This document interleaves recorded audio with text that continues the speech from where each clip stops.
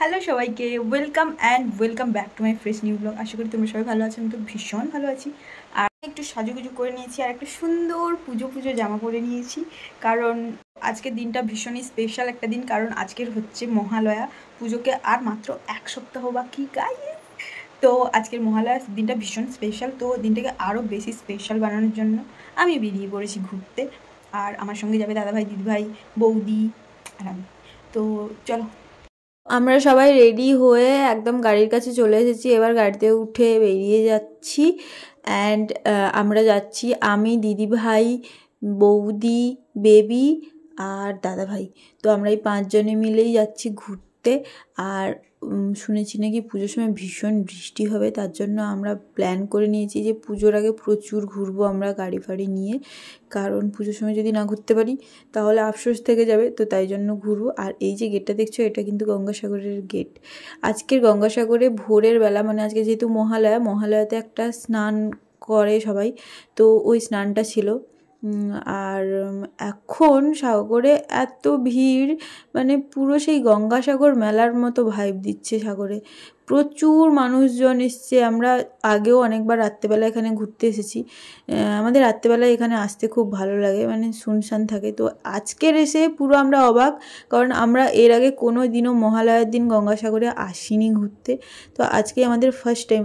আর নদীতে আজকের এত পরিমাণ ঢেউ হচ্ছিল না, মানে কি বলবো, পুরো দীঘা পুরীর মতো একদম ভাইব দিচ্ছে। মানে আমার আজকের ঘুরতে আসাটাই সার্থক হয়ে গেছে, সিরিয়াসলি বলছি। মানে ভীষণ ভালো লেগেছে। তো এখানে অনেকক্ষণ আমরা টাইম স্পেন্ড করেছি বসে বসে। ঢেউগুলো দেখতে ভীষণ ভালো লাগছিলো। তারপরে আমাদের খিদে পেয়েছিলো, তাই জন্য আমরা চলে গেছিলাম বিস্কিট চিপস এগুলো কিছু একটা খেতে। তো আমরা খেয়ে নিয়েছিলাম চিপস, চা, বিস্কিট এইসব। আর এইখানে দেখো কত গরু।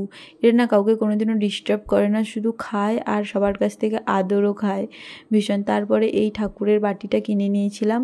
দেন দাদাভাই ওদেরকে খাওয়াচ্ছিল বিস্কিট, কারণ ওরা মানে খুবই ভালো খায় এগুলো, মানে সবার কাছ থেকেই খায়, কাউকেই কোনোদিনও ডিস্টার্ব করে না। তো তারপরে দাদাভাই বললো এক জায়গায় নিয়ে যাব চল, এখানে খুব সুন্দর একটা ফটো তোলার জায়গা আছে। তো আমরা উঠে পড়লাম গাড়িতে। দেন আমরা ভাবলাম কি ওখানে যাওয়ার আগে একবার মন্দির দর্শন করে যাই, বাট মন্দিরের কাছে এসে দেখি মন্দির ক্লোজ হয়ে গেছে, কারণ রাত তখন অনেক বেজে গেছিলো, তো তাই জন্য মন্দির ক্লোজ হয়ে গেছে।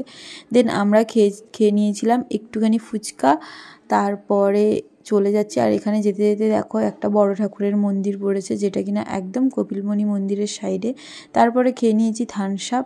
আর এই হচ্ছে সেই জায়গা যেখানে দাদাভাই আমাদেরকে আনবে বলেছিল। জায়গাটা ভীষণই সুন্দর। আর এখানে হচ্ছে চলছে আমাদের ফটো সেশন সবার। আর বেবি আর আমি করছি এখানে নাচানাচি। যাই হোক, এবার আমরা চলে যাব বাড়ির উদ্দেশ্যে, কারণ রাত প্রায় অনেক হয়ে গেছিলো। আর বাড়ি থেকে অলরেডি ফোন করে আমাদেরকে বকাবকি দেওয়া শুরুও করে দিয়েছে। তো আমরা তো চলে যাচ্ছি এখন বাড়িতে। তো মহালয়া তো হয়েই গেল, এবার পুজো আর মাত্র কয়েকটা দিন। আমি কি কি শপিং করেছি তোমাদের সাথে অবশ্যই শেয়ার করব। আর এখানে আমি চলে এসেছি বাড়িতে। তো মা এখানে খুলছে চাবি, আর একজনকে আসছে দেখো, মানে কেউ বাড়িতে এলে ওকে দেখতেই হবে কে এসেছে না এসেছে। তো আমি এখন চলে এসেছি বাড়িতে, আর ওর সাথে একটু খেলাধুলা করে এবার আমি করব ড্রেস চেঞ্জ অ্যান্ড খাবো। তো ভিডিওটা এতদূর ভালো লাগলে like, comment, share and subscribe. দেখা হচ্ছে নেক্সট ভিডিওতে। বাই।